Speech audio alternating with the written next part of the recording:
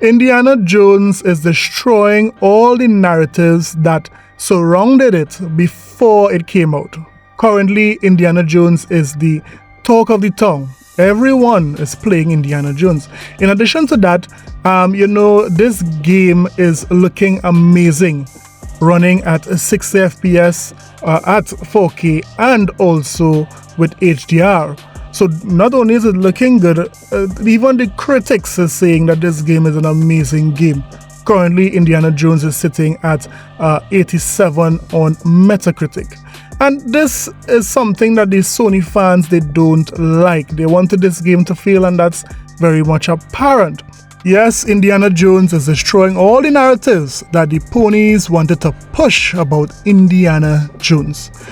Another blow to these ponies, it occurred not too long ago when someone from Digital Foundry said, something very positive about Indiana Jones. You see, Digital Foundry means a lot to these ponies.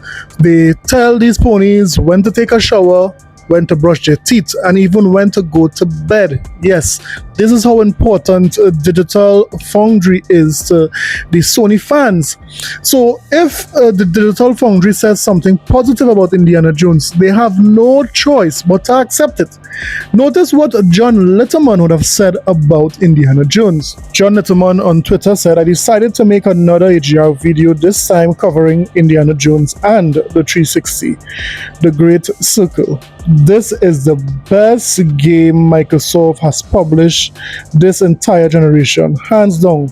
This absolute masterpiece, as I noted earlier, the successor to Riddick." Yes, here we have a Digital Foundry saying that Indiana Jones is a masterpiece. So ponies that say anything other than that would be going against their authority, because this is who they quote, this is who they reference when they want to have their talking points against Microsoft. Any Sony fan hearing what Digital Foundry would have said there, no doubt is having a bad day.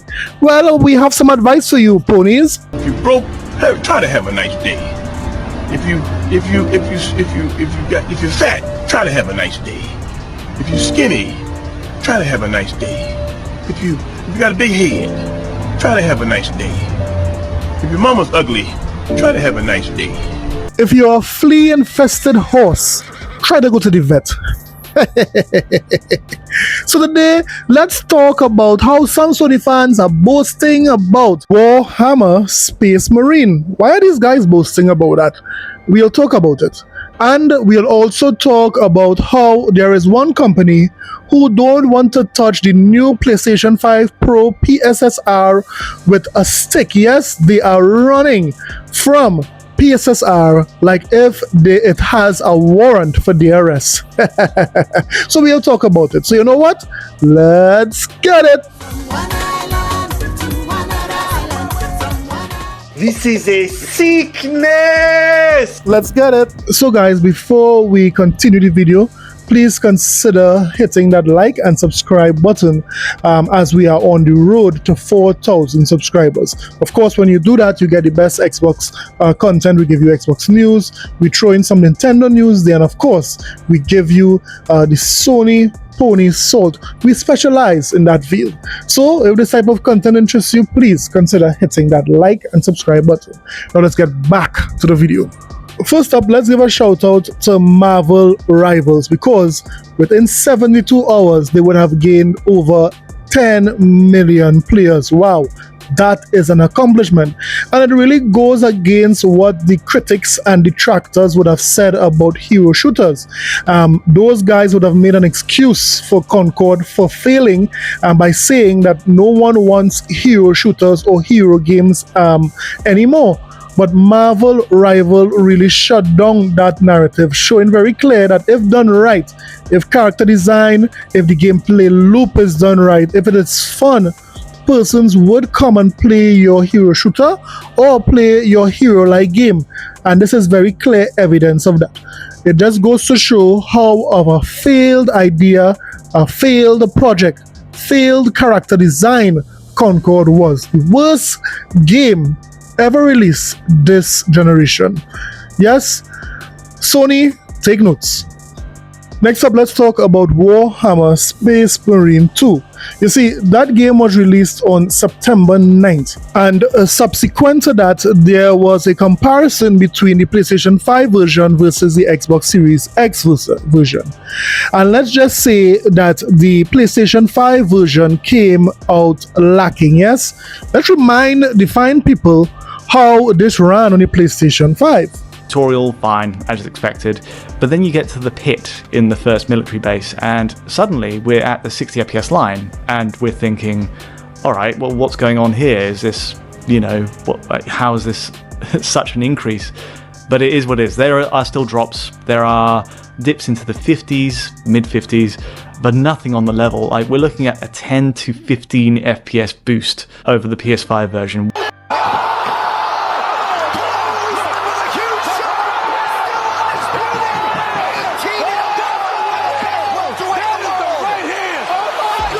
Is significant. Like, that is the difference for me between this game being playable as a 60 FPS mode with a bit of an assistance from VRR if you have that supported, whereas PS5, the VRR window is obviously reduced to 48 to 60.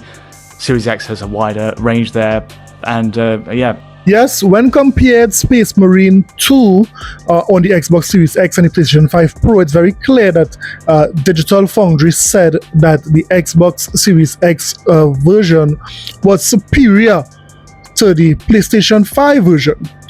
So one would be thinking that, if this game is released for the PlayStation 5 Pro, without a doubt, it would clear up all the issues with, this game, all the issues that the PlayStation 5 had. Yes, Sony fans are looking for any kind of win they can get this month. That is why they are happy to see Saber updating Warhammer for the PlayStation 5 Pro, giving them 4K 60 on the PlayStation 5 Pro. Because we know they have no games to play. We are playing Indiana Jones, we are playing Call of Duty on Game Pass, we are playing all sorts of games, Flight Simulator, and these guys are playing nothing on the PlayStation 5 Pro. So it just so happened that Digital Foundry did a little, analysis on Space Marine 2 on the PlayStation 5 Pro. And let's just say something weird is happening when playing this game on the PlayStation 5 Pro. Listen. On PS5 Pro, it's running at 1270p internally, according to the developers, and that also aligns closely with my own pixel counts. I don't understand. I don't know what's going on here. And it's going to 4K, it looks like, with PSSR. Now, if we do some side-by-sides with that PS5 version in performance mode, though, there's clearly some funny stuff going on in stills.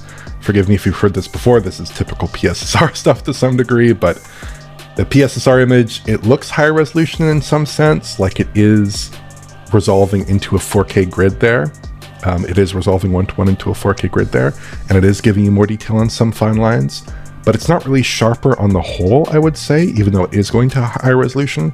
It's actually a bit softer often, and that's in part because of this omnipresent shimmer and noise pattern that you see in the PSSR resolve. That's something that we see in a lot of games. It actually tends to be at its worst in very dark content, and lo and behold, Warhammer 40k Darktide is full of dark levels and dark areas.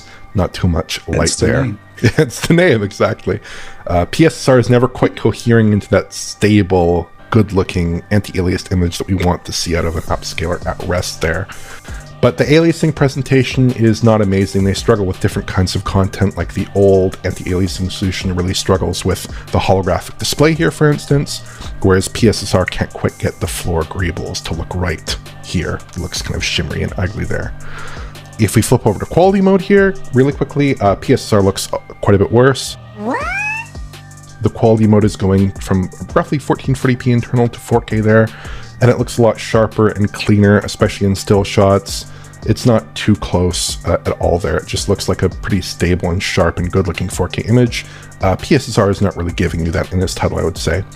Performance-wise, it's not too amazing, but it's not too bad either. It's basically a slightly wobbly 60 FPS. The worst I saw was about 40 FPS there. Wow, Sony was able to actually sell and market this console, and millions of persons bought it. Wow, wow, wow. Good on you, Sony. You fooled another group of ponies yet again. So it's very clear that Digital Foundry is saying that, here, what, this game is not running its best on the PlayStation 5 Pro. They are constantly getting a shimmer, the frame rates are off, the visuals are off, even in still images. What is going on here? Is the PlayStation 5 Pro just a testing ground for beta testers? Are those who would have adopted the PlayStation 5 Pro just beta testers for PSSR? Let me know in the comment sections below. Wow. Finally, let's talk about Cyberpunk 77. As most of us know, Cyberpunk 77 is made by CD Projekt Red, the same devs that brought us the smash hit that is The Witcher. Now, we know that this game had its issues early in development and early when it released, but since then, we know the devs did well to fix most of those issues. Right now, Cyberpunk is looking very good on most of the current gen platforms, but it is still not running the best on console because of the high technical demand of the game itself. However, we know that if devs are getting a brand new console with more power, with more juice on the hood, they would be excited to bring all those features to their new game. Well, it just so happened that CD Projekt Red is saying hells to the no to PSSR, because yes, CD Projekt Red is saying that they don't want their games shimmering and dancing on the dance floor. So let's listen and hear very carefully what they are basically saying. A Cyberpunk 2077 update is on the way, but New Game Plus and PS5 Pro support aren't happening. Surprise! Cyberpunk 2077 is getting yet another update, roughly a year after its last major patch dropped. Update 2.2 was confirmed by the official Cyberpunk 2077 X Twitter account. It'll be detailed in an upcoming Red Streams livestream happening later today, December 10th, at 8 a.m. Pacific Standard Time, 4 p.m. Greenwich Mean Time, 5 p.m. Central Europe Time. You can tune into the livestream as it happens over at CD Projekt Red's official Twitch and YouTube channels. We're not really sure what to expect from Cyberpunk 2077's Update 2.2. Though we do know what not to expect. CD Projekt Red's global community director, Marcin Mamet, took to X Twitter to pour cold water on PS5 Pro support and New Game Plus rumors. A lot of questions about whether PS5 Pro support and NG Plus are coming with Cyberpunk 2077 Patch 2.2, Mamet wrote. The answer is no. We do have some other cool stuff in the oven and we'll talk about it tomorrow during the stream. We hope you like it too. In fairness, the developer had already confirmed that PS5 Pro support would not be coming to Cyberpunk 2077. Similarly, New Game Plus would have been a nice to have, but it wouldn't really make sense for Protagonist V to be kitted out with near cyberpsycho levels of augmentation at the start of the game. The good news is that we should expect more than a smattering of bug fixes given that Update 2.2 is having a whole livestream dedicated to it. Major updates prior to this have included apartments for V, vehicle combat, more driving activities and a tie-in quest with the brilliant Cyberpunk Edgerunners anime. Yes, CD Projekt Red is not going to have any updates that would make Cyberpunk 77 PlayStation 5 Pro ready. And that says a lot, because if there are new features that the console has, but the devs are not going to use it because they might be unsure of how the game would run, with those new features, it really shows that this PSSR and what Sony's doing with the Pro is not appealing to every dev. And that should raise some red flags for anyone who is looking to invest in the PlayStation 5 Pro. But let me hear what you thought about what CD Projekt Red said about they not, supporting the PSSR, not supporting the PlayStation 5 Pro with updates that would upgrade their game to fit the PlayStation 5 Pro. Let me hear what you thought about everything that was said today. Don't forget to like and subscribe for more videos. I'll see you guys in the next one. Later.